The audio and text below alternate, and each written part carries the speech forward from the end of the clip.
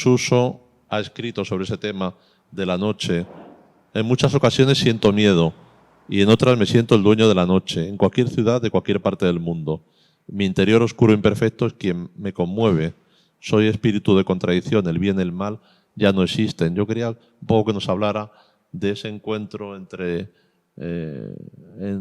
lugares que podemos decir son inexistentes, porque otro de los temas singulares es que muchas de las acciones de Suso, las que no están condenadas a ser borradas o a desvanecerse por la acción climatológica, muchas de ellas están condenadas a la oclusión, porque se construirá una casa donde hubo un solar y muchas permanecerán encerradas por los siglos de los siglos. Pues es cierto que hay veces que sí, piensas en el espacio, en el solar, en la luz que le va a incidir, casi como de una escenografía que yo venía a llamar vivas, pero que me comentabas como escenografías urbanas, sin duda que son, porque depende de cómo de la luz de noche adquieren como otra dimensión. Incluso en la oscuridad, en los solares por la noche, que tienen un aura como un poco pues, oscuro. Y pensar cuando hay veces que construyen, lo tapan y dices, esto se ha quedado ahí, como lapidado. Tiene algo especial para mí que me hace sentir o pensar cosas. Cuando lo tapan, cuando se va deteriorando con el tiempo, se desgasta, pues salen musgos, parece que está vivo, que toma vida propia. Mucho cuando desaparecen o cuando vuelvo a intervenir porque me apetece, porque lo he visto y me ha pedido. Sin duda por la noche con la iluminación de las farolas en las que a veces sí está buscada y muy provocada con la proyección que proyecta la farola. En algunos esquinazos cuando pasan los coches, que hay unos esquinazos que claro, pasa el coche y hace un barrido. Vum, vum. Eso solo lo puedes ver allí en el lugar y en el instante. Pues sí que adquieren otra dimensión, sin duda. Incluso a veces una dimensión, la física y la perceptiva al interior, que como si fueran instalaciones lumínicas, pero un poco aleatorias de algún modo. Y me gusta mucho lo del muro, el solar. El solar, porque el solar parece que es ese espacio al que no va nadie, pero sin embargo en esa imagen que tenemos del show Souvenir está muy hasta que se decidió qué pieza poner, era muy importante poner un solar, un espacio vacío, un recortado, una ausencia de edificio. Y la hemos puesto junto a otra imagen que está diferenciada en el tiempo, porque se llevan 10 años creo que son, para hablar del tiempo también, porque al final es como un gran reloj, y en el que la intervención ya es en una fachada, aprovechando la textura, y mucho más pequeñita y más sinuosa. Y lo de los solares es muy interesante para mí, porque como tú bien dices, ocurre de todo allí. He visto ocasiones que les han puesto zapatos a las formas, o que han jugado con ello, o que lo típico es de intervenir encima y pintar. Y también documento ese proceso de que ha llegado otra persona y le ha puesto bigote, o le ha puesto lo típico al pito, no sé qué. pero toman vida, toman otra dimensión, desde luego. Y me ha encantado la oclusión, nunca había pensado en esa palabra. El solar, y que va a ocurrir una oclusión en algo en lo que yo me fijo. Entonces eso me da pie a pensar muchas cosas. Es que esta es una exposición work in progress. Sigue avanzando, ¿no? Sí, claro. Eso nos ha dado pie, ¿no?, a pensar en que, como nos ha surgido, a mí por lo menos, a raíz de la exposición de pues más ideas y más, hemos querido pues darle como una continuidad en una segunda parte que creo que será, o presentación de algún modo, que será el día 8 de julio, ¿no? Creo que es.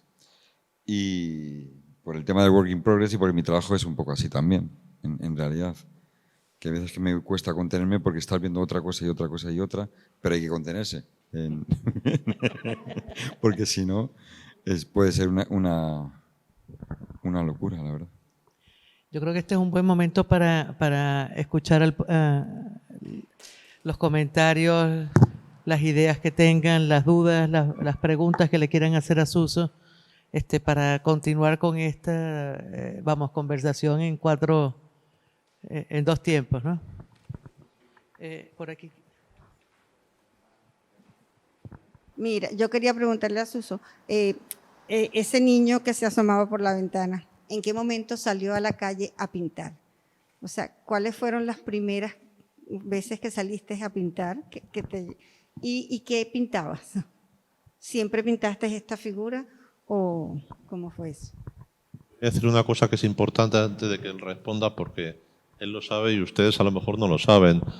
Él es lo que podemos llamar un zurdo corregido en la escuela, es decir, podemos decir que comienza a pintar desde la frustración de esos antiguos zurdos que eran corregidos y que se convierten, no sé si decir felizmente, creo que sí, en ambidestros por esa corrección.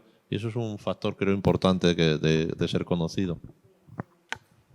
Sí, sin duda, a mí eso me ha marcado profundamente. Yo era zurdo y ya está, se me obligó a utilizar la mano derecha, entonces ahí hay un cortocircuito en tu cabeza.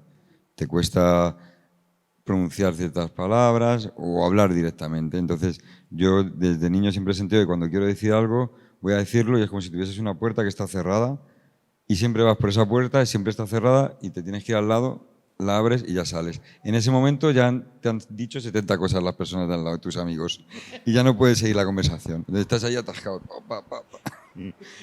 Y es como, mira, esto no puede ser. Bueno, eso sin duda es... Y luego el tener que ejercitar la mano derecha para aprender a escribir con la mano derecha, para poder expresarte, con lo que conlleva de hacerlo mal, de equivocarte, de izquierda a derecha, mal escrito, tal, pues la verdad es que no se lo recomiendo a nadie, sin duda. Pero a lo que me he dedicado al final me ha podido llevar a... Bueno, es que ha sido una forma de expresión y ya está, una necesidad. Entonces, como necesidad de expresión, pues surgió por ahí. Yo de niño siempre me gustaba... He sentido atracción como no hablaba, debido a ese problema, hablaba muy poquito, tartamudeaba malamente. Los niños se ríen de ti cuando tartamudeas, porque recuerdo en el cole, en la ruta, que cuando... pues te decían, habla Chucho, que no te escucho, ¿no? Entonces era como tú te querías defender y no podías, te encasquillabas y al final decías, sí, pues luego ponía mi nombre en grande para que lo vieran cuando pasábamos con la ruta de chaval. Y era, no lo puedo decir, pero mira, en tu cara, ahí, en grande. Bueno, luchas interiores que lo exteriorizabas.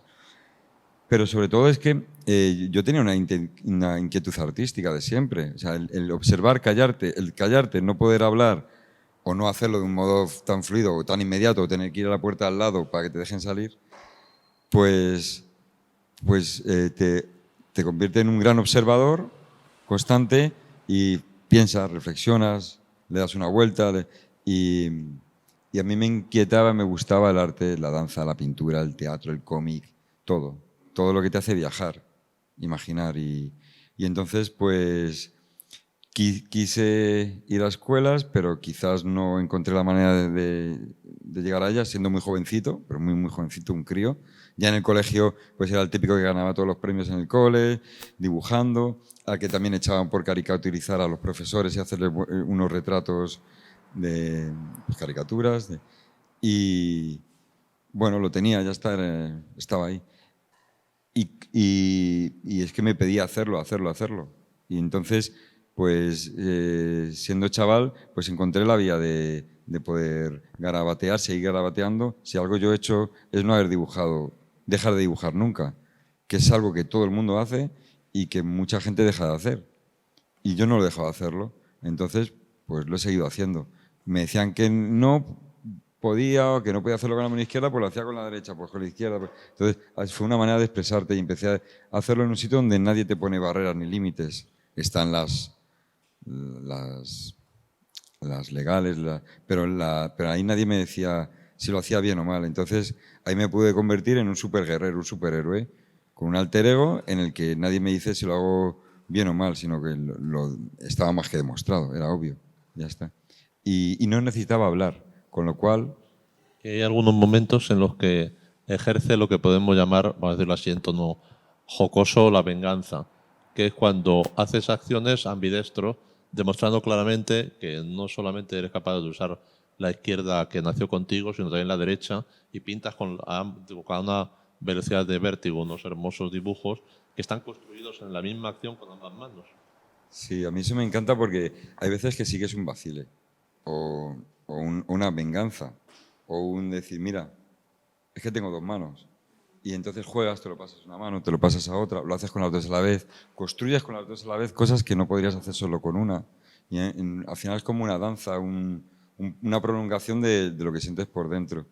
Y sí, es cierto que puede ser una especie de venganza en la que a veces me crezco y me vengo arriba y me hincho. Que yo hay veces que ni me reconozco cuando estoy en ese estado, que es muy de dentro. Podría ser muy básico, pero no es muy básico, está muy desarrollado.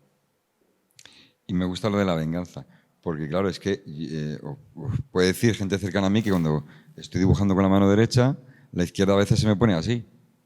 Se me pone así porque es que te la ataban y te daban con una vara, entonces te la tenías que poner atrás para que no... Y a veces estoy dibujando con la derecha y esta empieza a tomar una forma así. Y dices, que no, hombre, que no, que la cojo con la mano y encima con fuerza. Que a veces parece que me sale esa rabia que asusta un poco.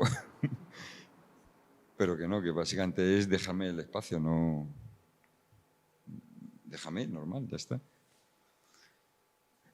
Y bueno, y el poder haber desarrollado todo eso durante años y años y años, pues me ha permitido poder investigar, equivocarme, el intentar probar a hacer muchas y diferentes cosas.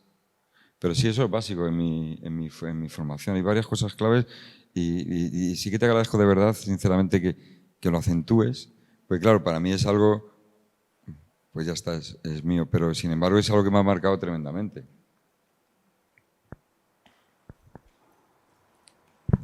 ¿Algún otro comentario, una pregunta?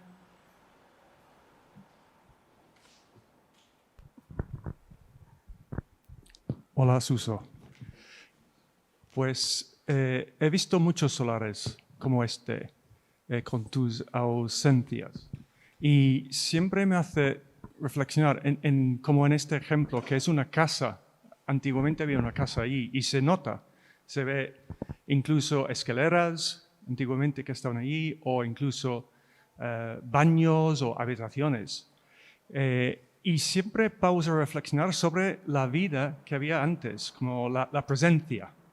Y tú metes ausencias para recordarnos de la vida anterior.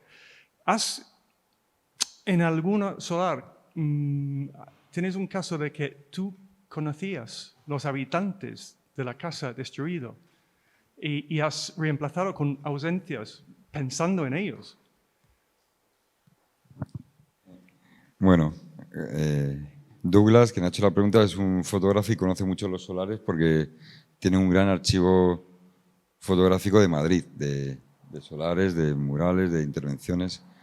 Y respondiendo a tu pregunta, sí, porque era surgió en el barrio en el que yo vivía. Y recuerdo panadería, conozco al panadero, le conocía, y a la panadera.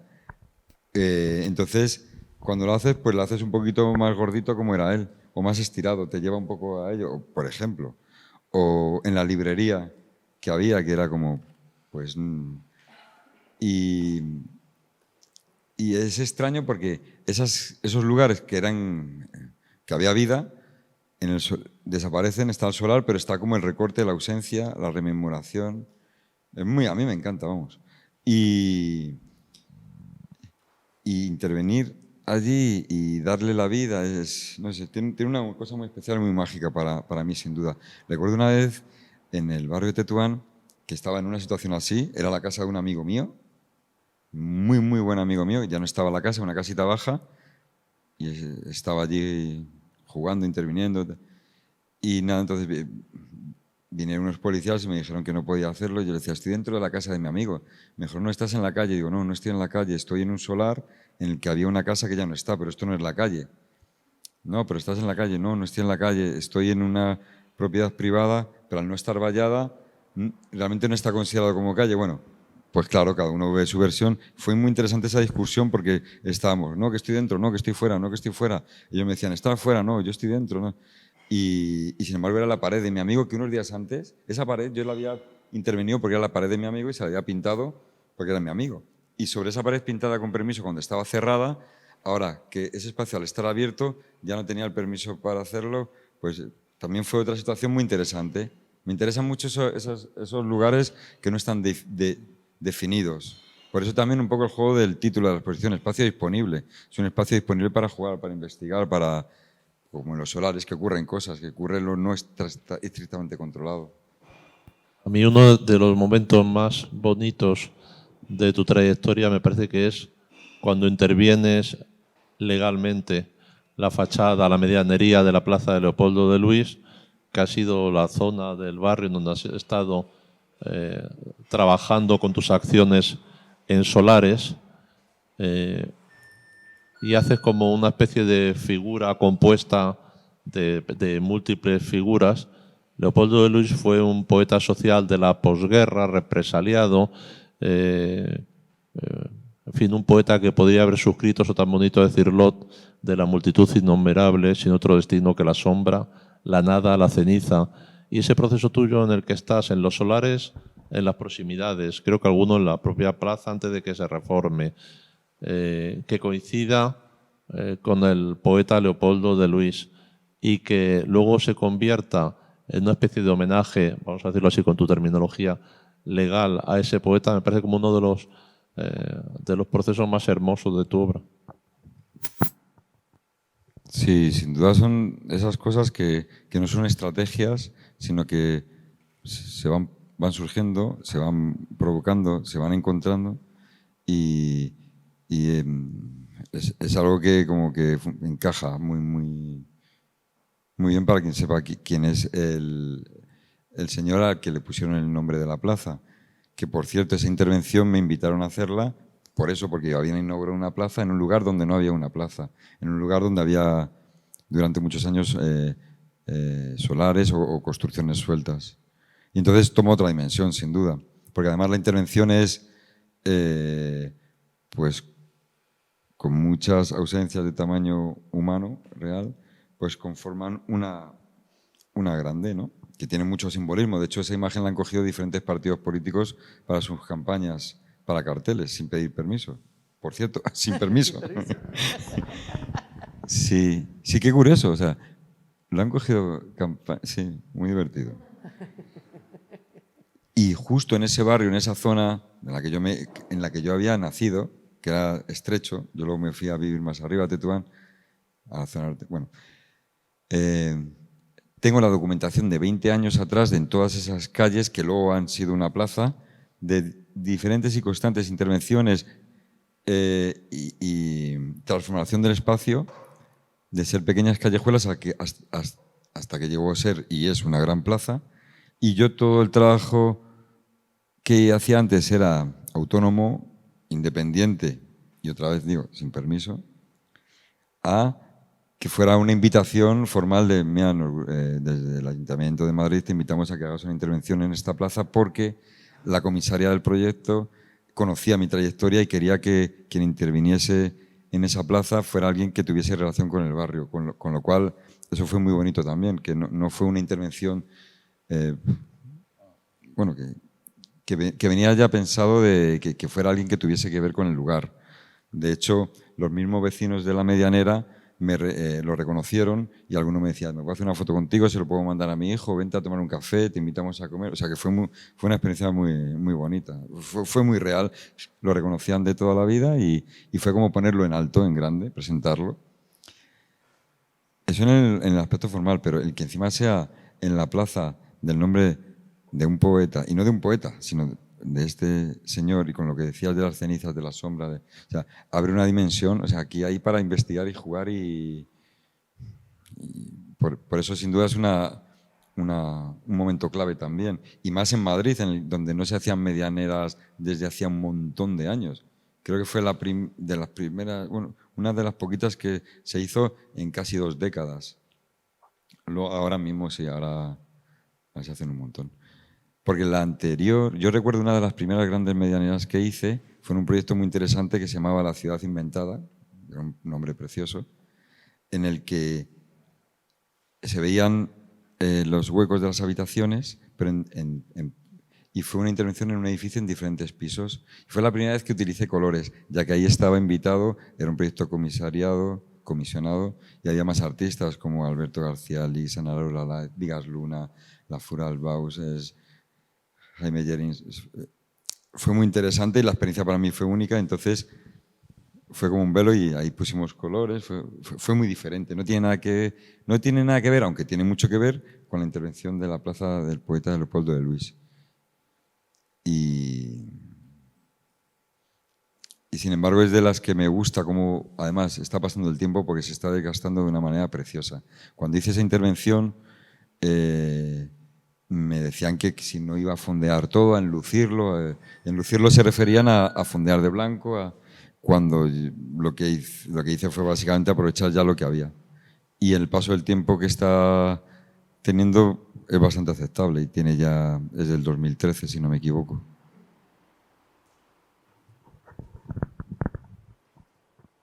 ¿Más comentarios? ¿Preguntas?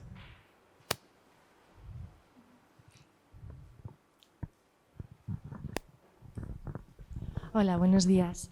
Quería preguntarte, Suso, ahora que mencionas lo de los colores, claro, observando tus intervenciones siempre optas por el color oscuro, a lo mejor por la noche, lo prohibido que habéis estado comentando, pero cuando has elegido el color, ¿a qué se ha debido? ¿Y por qué esa preferencia a lo mejor por eso, los tonos oscuros? Gracias.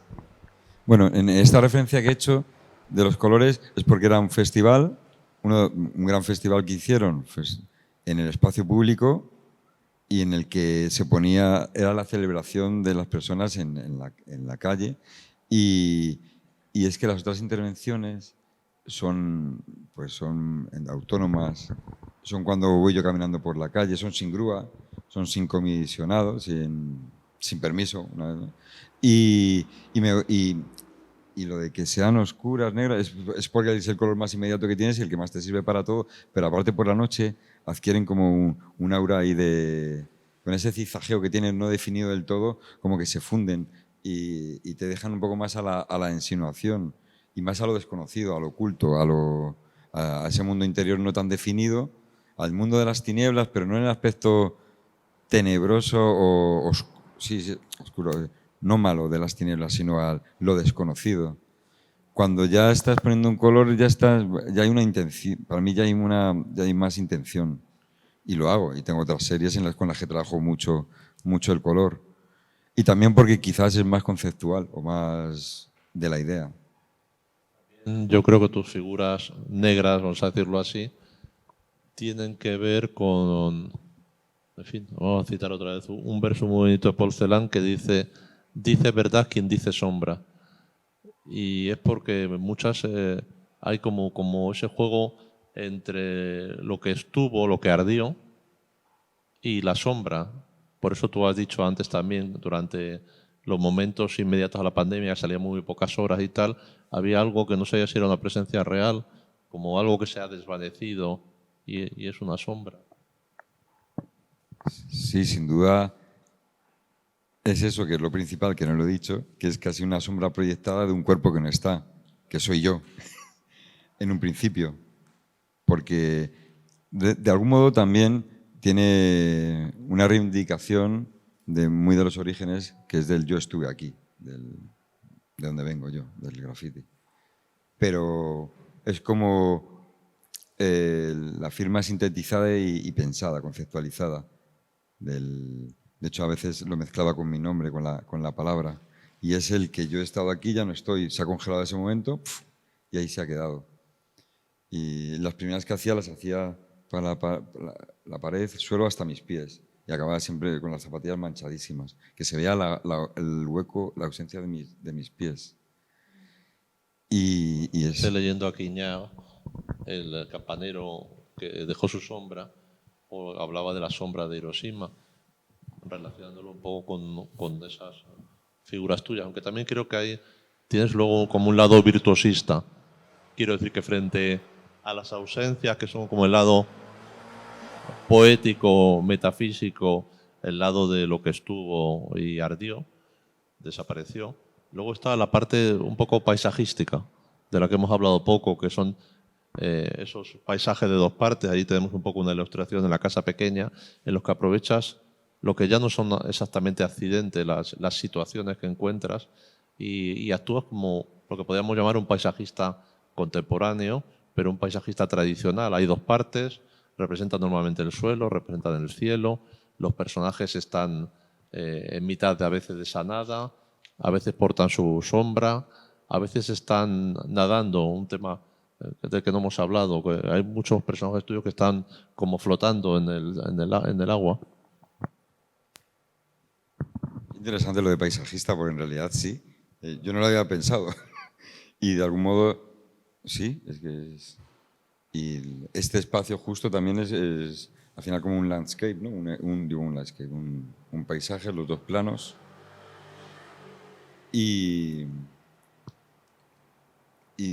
paisajista utilizando a favor las cosas que hay y creando horizontes también.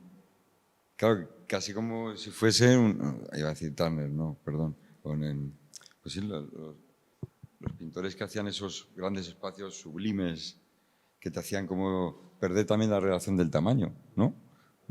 Precisamente.